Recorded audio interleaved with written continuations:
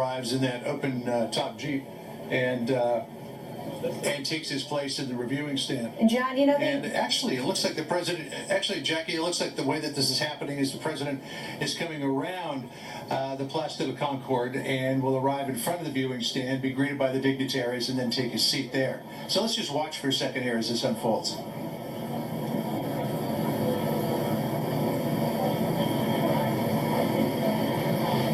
So, John, something I've noticed, they really keep the president on a tight schedule, and along with all of his overseas trip, this one as well, they said he was going to be there about 4:10 Eastern time, and here he is, 1 minute to 4:10, and he's rolling in. They keep him on a very tight schedule, huh?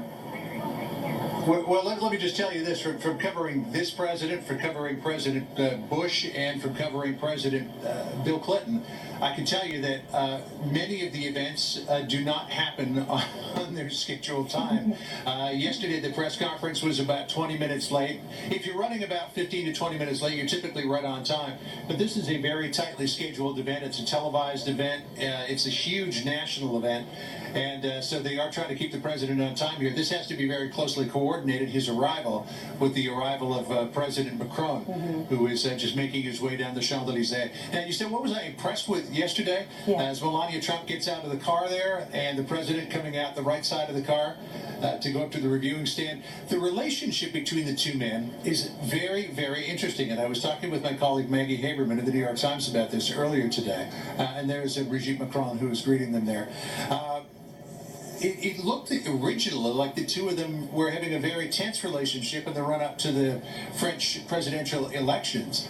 President Trump seemed to be favoring Marine Le Pen, who was the far-right candidate, over Emmanuel Macron.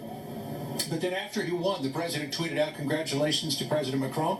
Look forward to meeting with you." There was that famous handshake, which was referred to as the white knuckle handshake, where it looked like the two men were trying to best each other in a handshake contest.